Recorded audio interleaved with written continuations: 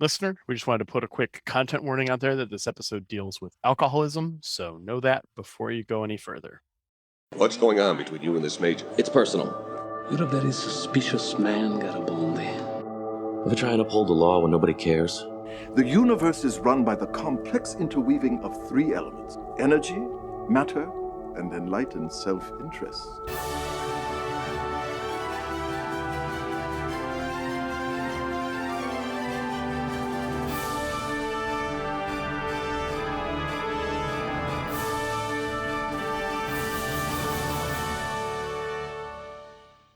You're more trouble than a toilet full of snakes. Welcome to Who Are You? A Babylon 5 watchcast hosted by two strangers bonding over one of their favorite shows from the 90s sci-fi genre. I'm Xhafer. And I'm Laura. And this is our first time recording in weeks. Yeah, it's been a minute. It's been a minute. We just had the holiday season, so we kind of took a break. And you might not remember, Laura, but it is my turn to ask you. Who are you? Who are you? Who are you? Do you know who I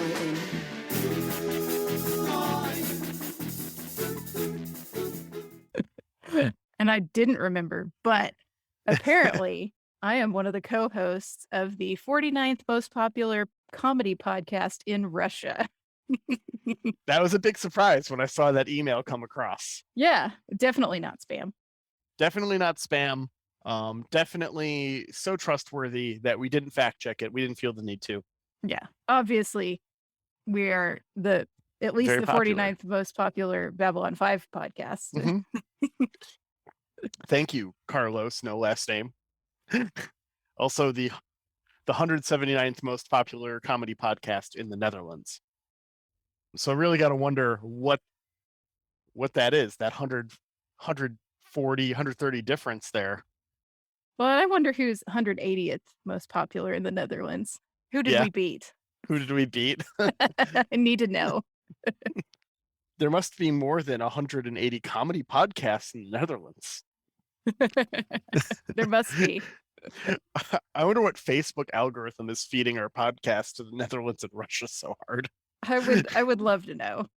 I mean, Somebody- I guess a crawler would make sense because we talk about Ivanova and Russia a lot. So maybe Yeah. that's what brings it up there. Yeah, But the Netherlands was surprising to me. that's way out there. Yeah. But that's like one of 2 or 3 emails that we've gotten in our inbox. Mm-hmm. Yeah, we've gotten a handful. We've had some very nice emails that I really appreciate.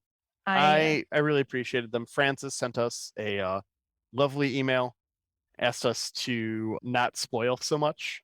Mhm. And we have toned it back, and we Yep. edited some out Yep. that were in there. So there's that. Trying to be better about it. Yeah. I honestly, when we opened up an email account, wondered if we would ever get anything, and we got that first email, and I was like, "Oh, this is the best thing ever." Mhm. It was nice. Yeah. The hate And- mail hasn't started yet. Nope. They haven't found us. Give it time. We're only on episode number 12 now, which is Survivors, not to be Mhm. confused with the Star Trek Next Generation episode, The Survivors, Yeah. which was actually a kind of a foundational podcast episode for a mutual podcast that you and I listened to. Yes. So this is not that one. Yeah. Oh, we do have one more email that we got that we should talk about. Oh, we do? Yeah, there's another email in our inbox besides our ranking email and Francis' email. We got an email from Ben, one of the old co-hosts of my old podcast, Ben, our number 1 fan. our number 1 fan. Sorry, Keith. Who's listening and laughing. So he wanted to let us know he's watching Babylon 5 in conjunction with our podcast for the first time. Same with Francis, Wonderful. which is cool. Yeah. I do think that's kind of how it's meant to be experienced. And a couple of other friends I know are listening to the podcast. I've talked to some people that are doing the same thing right now on their first watch through, which is great. I'm glad you're getting to experience the show. It only gets better. Mhm. Trust me, especially from this episode. Very much. Ben has a question. He's concerned about something. He Okay. writes, we know from the pilot that there's a list of approved alien races for conjugal relations. Yeah, we mentioned that. Yeah. We also know that there are gorilla bartenders. My question is, are bartender gorillas on the list? Take your stinking paws off me, you damn dirty ape! Oh, yeah. Oh, no. I feel like this is an important question going forward as we meet new races. Not should you, but can you get down with a soul hunter, a Mega Man racist robot? Thank you for your thoughts. Sincerely, Benjamin. So I think he's proposing when we meet new aliens, we decide if they're on the list or not. Oh, so is this for when we run out of the "Who are you" bit? We can you smash that?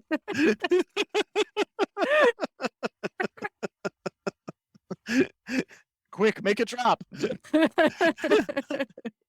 We'll need some new art.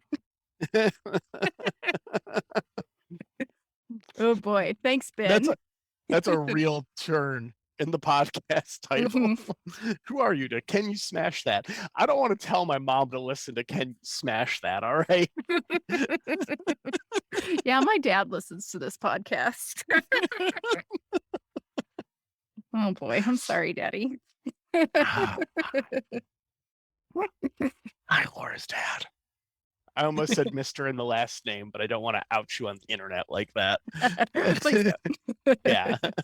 Know that I wanted to offer you the proper respect, Laura's dad, with your name. But well, you could just say Dr. Laura's dad. Dr. Laura's dad. That's doctor to you. You're right. Apologies, Dr. Laura's dad. Of course. So survivors. Yes. Episode 12. So we're halfway through the season. Are you not going to do the Who Are You? Are we just going to gloss? I was trying to gloss. Yeah, I figured. I just wanted to throw it back at you real quick and just have you publicly acknowledge that it's still your turn for next time. God damn it. I'll do it next time when I've thought of something. All right. It's fine. This is what happens when you come back from break. Yes. Things are a little bad. disjointed. It's fine. So we open up on ISN reporting that President Santiago is coming to Babylon 5 to deliver a fighter wing. And there's also a talk of him pushing a pro-alien immigration agenda. We get Garibaldi and Ivanova on the worst green screen tram ride ever. And we've seen many a green screen tram ride on this show. Yeah. It's basically Star Tours at Disney World, but for complaining about the government. Yes. It's what it felt like. Garibaldi is one of those irritating government employees who does nothing but badmouth their employer. Yeah, he's a real Ron Swanson. It's never too early to learn that the government is a greedy piglet that suckles on a taxpayer's teat until they have sore, chapped nipples. I thought the same thing. Yeah. Yeah, it's funny because this actually reminded me a lot of when I went on Star Tours as a kid with my conservative father. So to have been a fly on that wall. The HD is doing no favors to our cast. Sometimes about half of Ivanova's nose and chin just go missing. No. It's bad. It's real bad. Yeah, and you can tell we upped the CGI budget this mid-season. Like you can tell that something reset and we're doing more CGI now, newer CGI, but it's still 90s CGI. Yeah. And we get a big musical swell to Explosion. That's the other budget that we upped here in the middle is the music budget. Yep. A bunch more music's coming in. Yep. And we see someone get spaced from CNC. We see a spacesuit just fly by Sinclair's head in the window. And my husband actually laughed out loud at this part. And especially because they said, "Oh my God." And Aaron said, "He's wearing a spacesuit." No, I've got that in my notes. It would have felt so much more dramatic if he was not in a spacesuit. Right. Or the helmet's blown off or something. Yeah. But we needed him semi-alive. We find that out later. Being in space doesn't kill you immediately. That's actually a common misconception. I mean, you're in a vacuum, right? And, it's like, yeah, space is cold, but temperature is a property of matter. And in a vacuum, there's no matter to transfer that temperature to. Right? Okay. So when something very cold in space hits you, that part of you would be very cold, like a particle. But that's not, the majority of space. You don't freeze to death in space. You can't breathe, obviously. That's an immediate concern. That's an immediate concern. But, you've got 2 minutes, 3 minutes, and in the future with better medical technology, more time, presumably. Yeah. So, I mean, it's not a death sentence. But Like, we need it to be dramatic for this cut to theme song. For sure. And we get cut to theme song, and then we get Dr. Franklin coming up on the screen, and he can't wake this man that they've rescued from space, or he'll die. And Garibaldi theorizes that, the simplest explanation is it's a mistake. It was an accident. Yeah. But he's not going to rule out sabotage. Mm-hmm. And as this is all going on, we meet the president's chief of security, Major Liana Kemmer. Yeah. M's, not Kenner. N's. Yeah, they didn't make the toys for Star Wars when we were kids. And they have a past TM. And I did research here. This may shock you, but I did research. It's not usually my bag. Like, if we've done research, it's been you, but I did some this time. Research and maths. That's what I do. Well, I was very curious about this because, what is Garibaldi's age in this show is what I wanted to know real quick, because they say that Garibaldi knew her 17 years ago. And so I was just curious. I looked it up. So Garibaldi would have been 37. So he met her when he was 20, and they leave her age kind of a mystery. But I thought, like, how did we get from she's a child in this story to she's an adult now? Yeah. And she's the president's chief of staff. Like, I was just really. Yeah. I mean, she was like 8, maybe. I mean, she's chief of security, so, I mean, you get, I don't know how quick you get 25 seems a little young for that, but maybe she's just a knockout star pupil.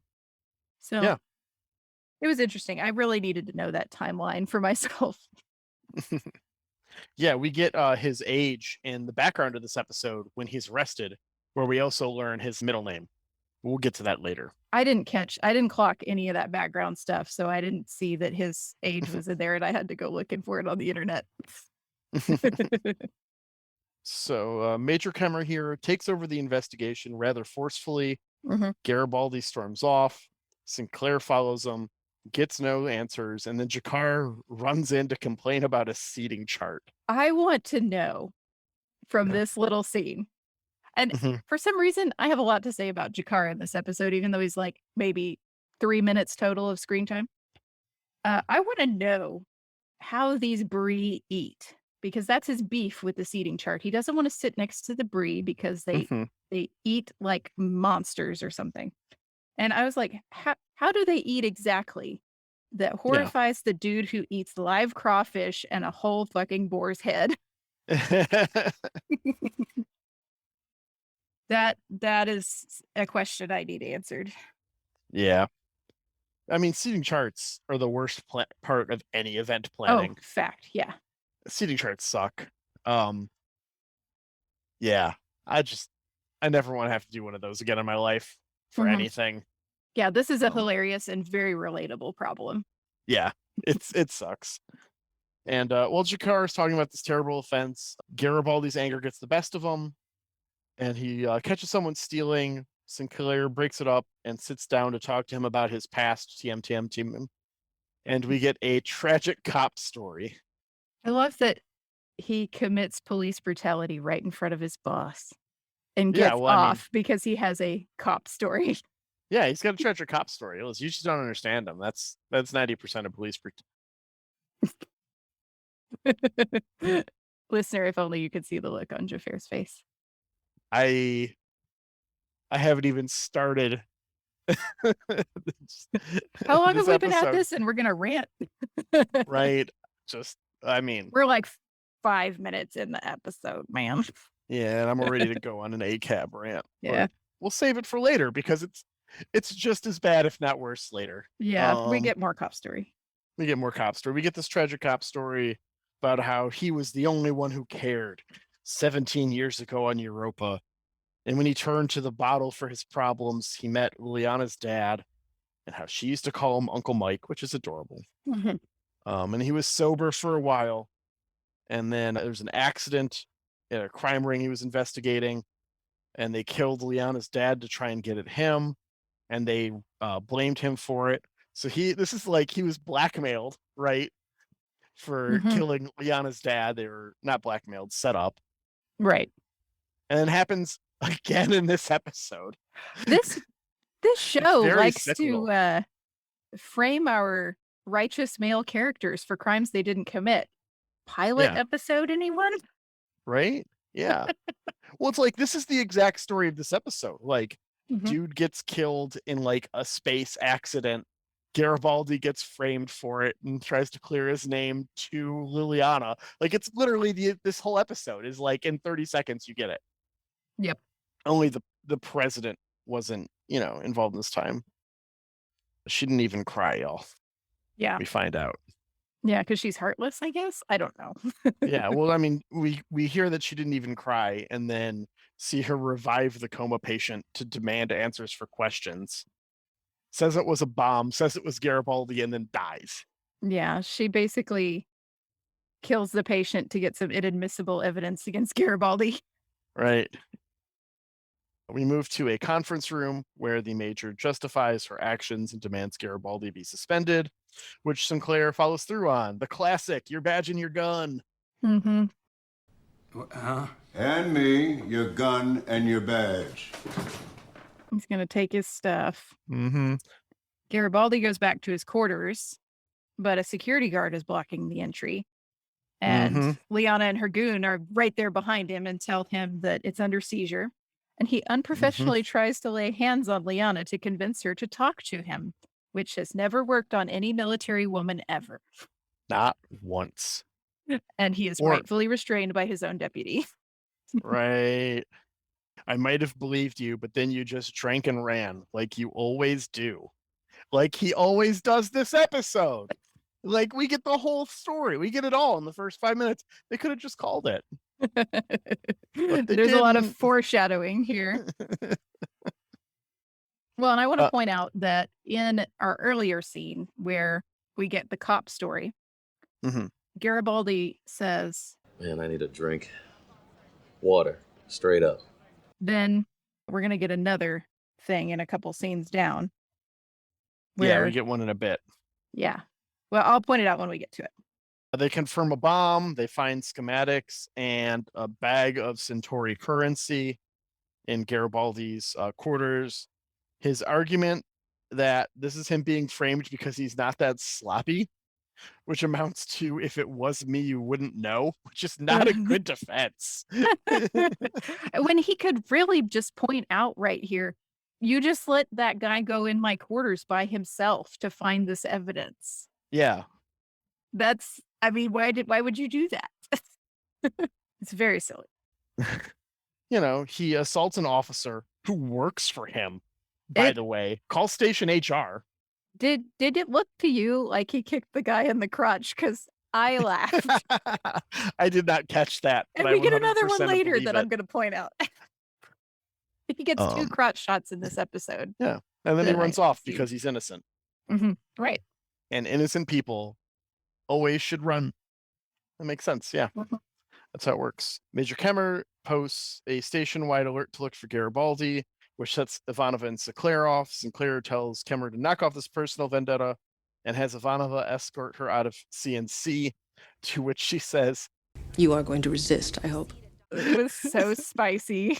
It's like, that's hot.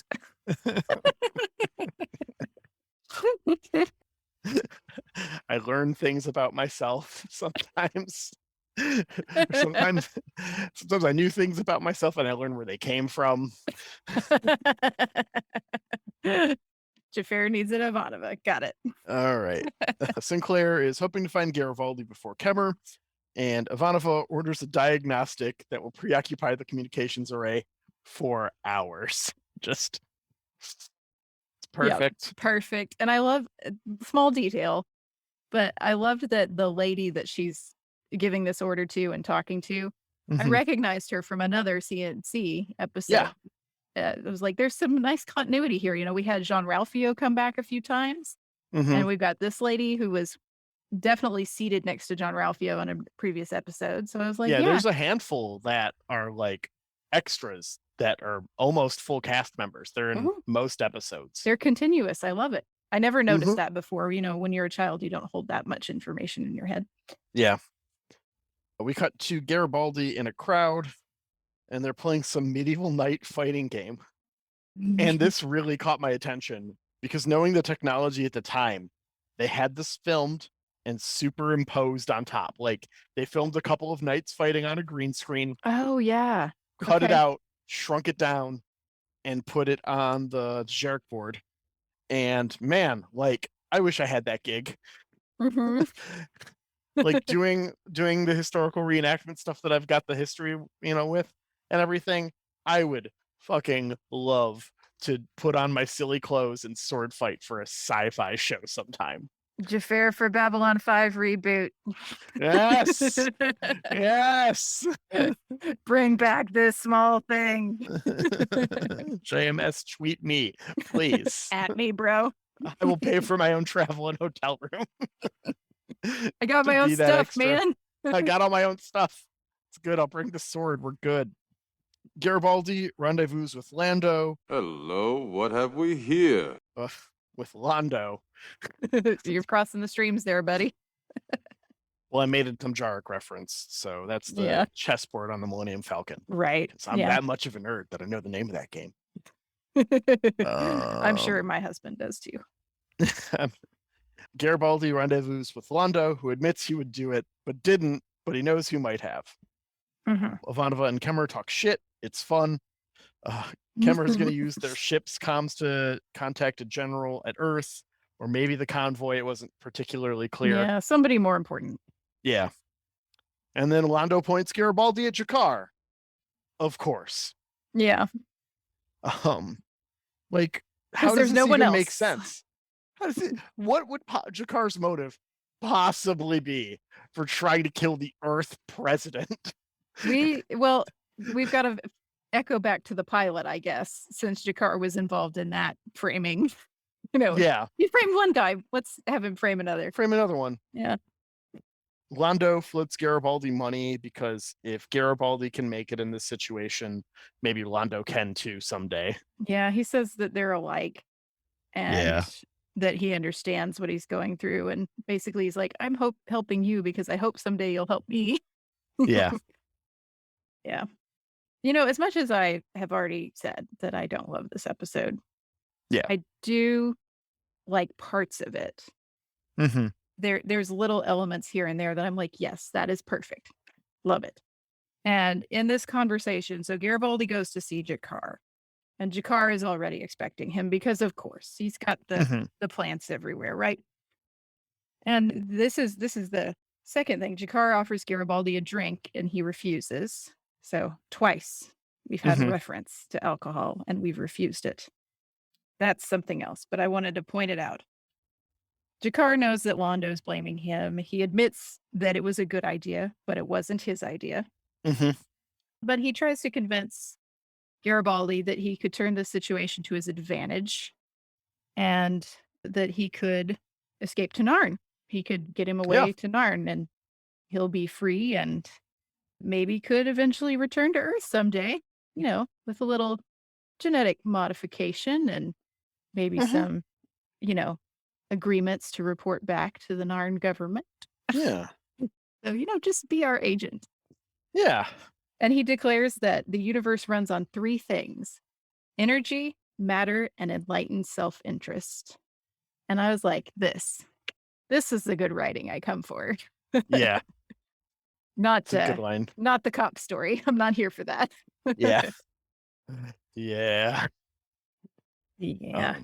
He turns down Jakar, and Jakar warns him that the station isn't safe, for he has made many enemies, and his title is no longer protecting him. Yep. The fighters arrive on the station. Garibaldi helps the costuming budget break even by visiting Nazorak. Nazorak. I like it. I just wrote our favorite mantis. Yeah. He is our favorite mantis. And he wants a high-level security guard. And he gets shot down by Nagrath because ACAB. Just like, you're a cop. No. Yeah. He's all like, no, I'm a fugitive now. No, you're a cop. Get out. Yeah. Yeah. I thought that was a nice touch. That Yeah. McGrath is like, nope, once a cop, always a cop. He's a Get cop. out. Done. Out. What are you doing here? You should know better. If you were a cop, I'd have you killed. The vibe that it's there, like. Yeah. As Garibaldi's leaving, Liana's men find him, but he escapes in the alien gas. Yep. This fog machine. He emerges from a hatch in a nondescript corridor and stalks next around to a box full of yoga mats. I just said bunch of crates. Yeah, they're open. It's filled with yoga mats. You can scrub to 2420 if you want. Oh yeah, I always pull up the episode because if you've got something important to tell me, you know, that's something I need to scrub to. I do. You said 2420. I don't know why it's there, but yes. It's there. Or they could be they're like for Pilates. Yeah. Oh, yeah. It's similar. It's all. Did Pilates exist in the 90s? Surely, right? It just wasn't popular. I don't know. I don't know. Yeah, it's fine. I'm not the person. A to ask foam roller. workout That's fads it. about. Yeah. And then the Kurgan's younger brother pops out and starts a fight. And he really should have started with the chain. They fight for a minute and then he pulls out a chain. And it's just all like, you had him by surprise. Clock him in the head with the chain. You're good. Like, this is wild. We're halfway through the season. We need to do something. Let's have a chain fight. Yeah. And so this is Garibaldi's second crotch shot, by the way. He definitely kicks this guy in the crotch. You can see this one. So they fight for a bit, and a couple Drazi come on and dogpile before Sinclair comes to the rescue, who saves him so then he can run away again immediately. Yeah, Sinclair tries to convince him that he should go to med lab, but Garibaldi refuses and slips away while Sinclair is distracted by his phone. And then we cut over to an admiral giving Sinclair hell, putting Kemmer in charge, as the president is now en route. He tells her to get bent on this revenge kick. Just stop. There it is. And there's 37 years old. I didn't have to go to the internet. God dang it. Just, if I was Italian, I think I would be insulted. I'm pretty sure that's an Italian name, man. Is it an Italian name? I think so. Yeah. I've taken a lot of Italian diction. Yeah. But okay. Yeah. I just make pasta. I don't know. Yeah, you're like, it's like shitty cheesy pasta, but no, I think that the name came first. Just like Garibaldi, too much salt. Garibaldi is a kind of a fish too, I think. Is it? I think I remember seeing because my dad used to have a fish tank when I was a kid. He still has fish tanks. I remember, looking through the fish book because if you have a fish tank, you have a fish book, right? Book. Yeah. I remember seeing Garibaldi as a type of fish, but whatever. So good for Michael.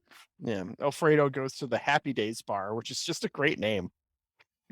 Didn't catch that either. God, I'm not looking at the background of shit enough. Yeah, DAZE, but Happy Days. Yeah, of course. Chef's kiss. Beautiful partner. No one hits a jukebox though.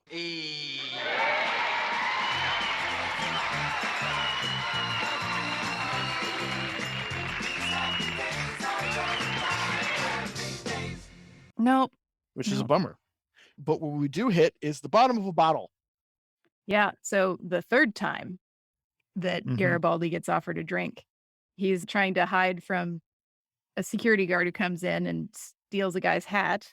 Yep. And then he gives him a coin, and the alien gives him a bottle in exchange for the coin.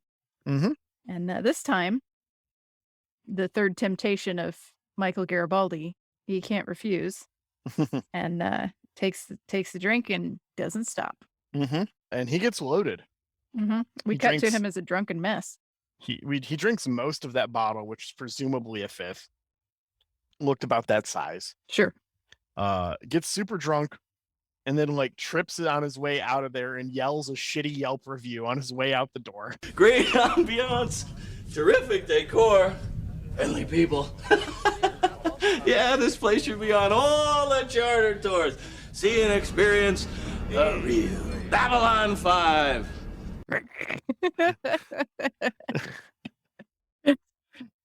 It's just immediately caught. Immediately caught. He literally gets out the door and they're just waiting for him. He stumbles right into him after he literally yells on his way out. Yeah. And he gets shamed for being shitty, which, yeah. Yep. Yeah, Liana hits him with a low blow and says, drunk again. Again, Uncle Mike. Yeah, so good, because he deserves that shit. And then there's a silly flashback shot to little Liana being disappointed in him, which I thought was a little excessive, but sure. Okay. I mean, that's probably, I imagine it's what he's seeing. You know, he's not of right mind, you know. Sure. You know, he's admittedly battling his demons right now and in a very rough place, and alcoholism is not something to make light of. It's a terrible demon in a lot of people's lives. And Jerry Doyle had personal experience. Yeah, which is one of the reasons why it's built into the Garibaldi character. They've said that is it's something that he thought he could portray. Or wait, no, I'm thinking of the guy from The West Wing. The chief of staff in The West Wing, they worked into his character because of the actor's background and history with it. Yeah, I wondered if... Getting my shows confused, sorry. I did wonder, though, if that one of the reasons that the Garibaldi character is so good, like we give Garibaldi a lot of shit, for sure. Yeah. But that's mostly a product of like how things have changed over the last 30 years and how, you know, we've evolved a little bit. But the Garibaldi character is very believable and is very relatable. And I think that it comes across that way so much because there is so much Jerry Doyle in the Garibaldi character that. Well, and that's he passed due to complications from chronic alcoholism. Right. So, I mean, I don't know when that was in his life, if that was while he was filming or before, after. Right. But there's clearly so much there in what material he was given that he could so strongly relate to that it comes across that TV screen really well. Yeah. He does a really good job with it. The show, not the greatest. Yeah. The flashback is a bit much.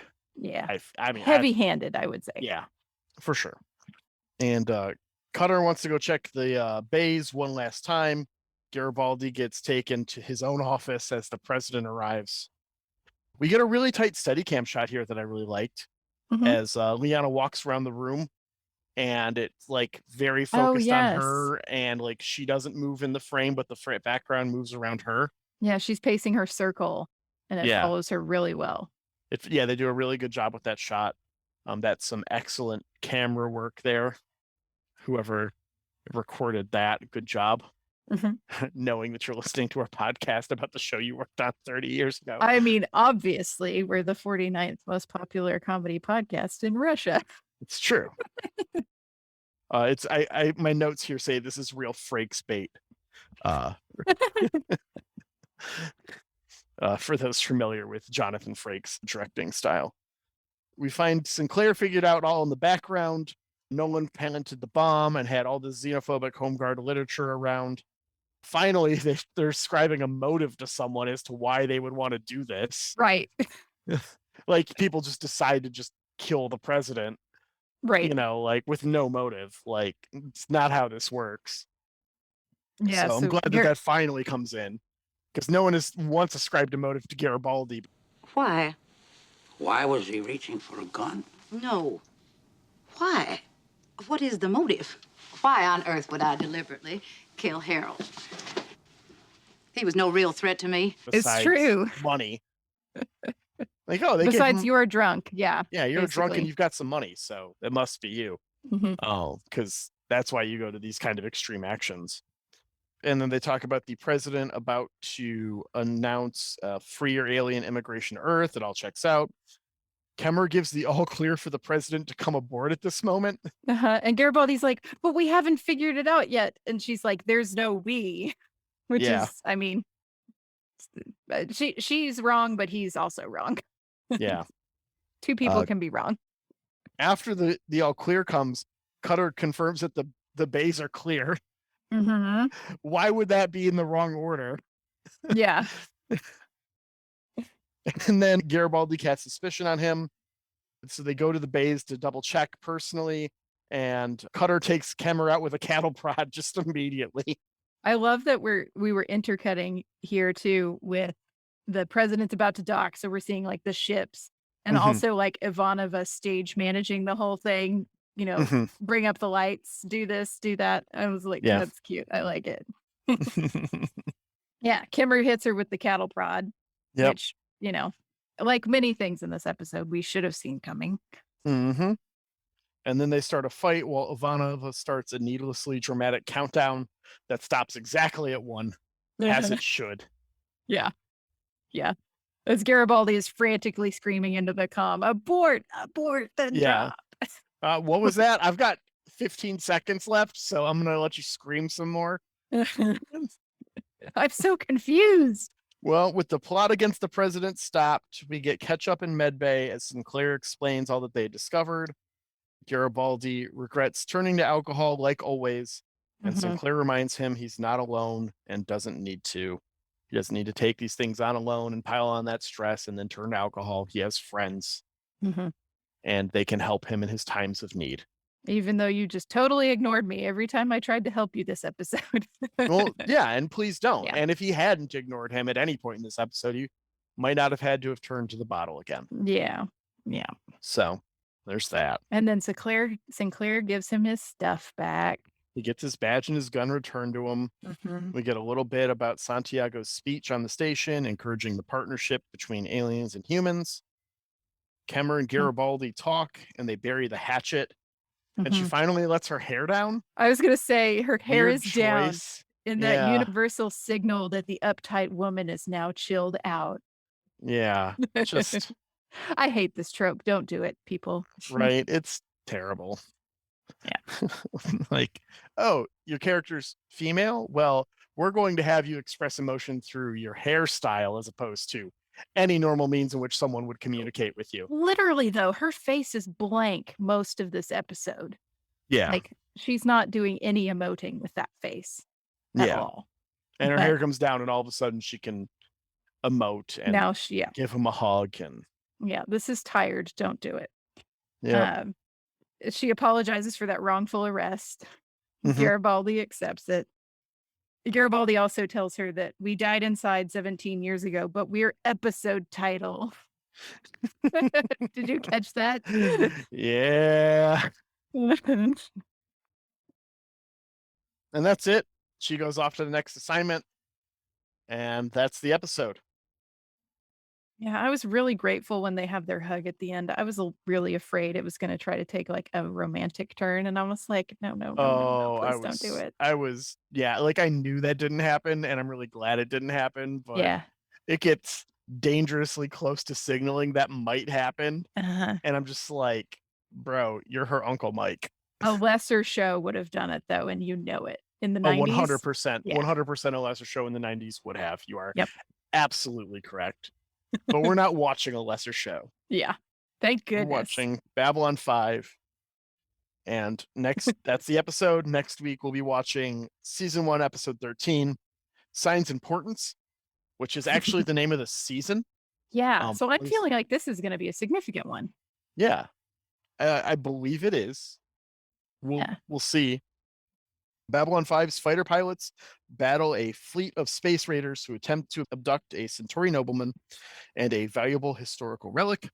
Garibaldi helps Sinclair learn more about his mysterious amnesia. Ooh, spooky. That's our next episode. Yeah, I know I didn't feel super great about this one. And it sounds like you didn't feel super great about it either. It was, admittedly, personally, there's a history of alcoholism in my family. So watching some of this stuff is a little difficult for me. Yeah. So there's that, admittedly, which is why I'm trying to make jokes and feel better about it. But even with that, it's still very much like it felt like an 80s cop movie. Mm-hmm. You know, like you could transpose this plot. I think this plot might even actually be, I'm trying to remember if this was was License to Kill. I might be remembering the wrong Bond movie, but like, yeah, the like framed and you're like trying to prove you're in it. Like this is a movie that exists that I've seen. Right. We've And heard this story before. It felt tired to me, to be perfectly honest. Sometimes it's fun when we have these sort of episodes and we see like, oh, I've heard this story, but I haven't heard it in this way before. But this one didn't hit me that way. Maybe it does for some of our listeners, and hey, more power to you. Yeah, if you enjoyed this episode, cool. I'm not going to yuck anyone's yums. Right. If I were to be making this episode now, besides the tone deafness of the current environment, that it would display with, oh, that alien stealing things, let me go beat them up in front of my boss and get away with it. Although maybe you leave that in for commentary, to be perfectly honest. I would definitely try to employ more space stuff, because there's nothing that makes this take place on Babylon 5, right? Mm-hmm. There's nothing unique about being the setting of the space station that impacts this story. Yeah, it's real. I mean, they have the kind of the plot device of the bombs are in the Cobra Bay. Yeah. But I think that's really just so we can set this on the station. Like, yeah, you could transpose that to anything. Yeah. It doesn't have to be set on the station. Yeah, there's just nothing that really links this to being on Babylon 5. It'd be very easy to just take this and transpose the story beats and set it anywhere. Mm-hmm. And to remake it again, I would think it would be a lot more interesting of an episode to work more space station stuff in there. Like even the last time that there was a couple episodes ago when Sinclair was kidnapped by the two guys who were VR raiding his mind. Yeah. They're like, no, there's, check the space debris for bodies, to see if he got airlocked. Like there's not even like that kind of a thing in here. And even like by having the guy be in the spacesuit when he gets blown up, you kind of remove that from being a unique thing about it being on a space station as well. Mm-hmm. I just wish there was more to it than that, I guess. Yeah. Yeah. So it's not. Yeah. The big points are fine. Yeah. But for me, the execution was like, could have been better. Yeah. This was easily the episode it took me the longest to get through. Mm-hmm. And not because I was like stopping and taking notes constantly, but because I was just like, I can't watch this. It's so like, I'm so bored right now that I can't be funny. And I'd pause it and come back to it several days later to try and come up with more jokes and go back. And like, it's just. Y'all, and we watched this after Chud. Right? Struggled. The struggle was real. But Signs and Portents, I'm looking forward to. Me too. So we'll do that next week. Yep. And we'd like to thank Jeremy Siegel for our theme song. You can find his music at jeremysiegel42.bandcamp.com. Mm-hmm. And thanks to Angry Duck Time Machine on Instagram for our artwork. Thanks to the country of Russia for all those great. Just loving our podcast. Also the Netherlands, I suppose. Prost. Yeah. And thanks to Ben, our #1 fan. And those of you who've sent emails or said nice things on Facebook, I promise you that we have been reading them. I'm sorry I haven't responded, but Xhafer may have responded to you. And if so, I haven't responded to a single email, but if you'd like to email us that we can read it on the air and maybe we'll get a little mailbag segment going. whoareyoub5@gmail.com. Go ahead, send us an email or throw us a message on the Facebooks. Yeah, on the Facebook page. If you message us on our Facebook page, I will respond to you when I see it. Yeah. It might not be immediate because you'll get a response when I respond to anything else on Facebook, which is a shit show, to be perfectly honest. So. And honestly, if I haven't responded, just know that I've loved whatever you said, but I have no idea how to take a compliment on this podcast. Ain't that the truth? Yeah. In general. So thank you very much, listeners. It's been very sweet. All right. We'll see you next week. All right. Bye.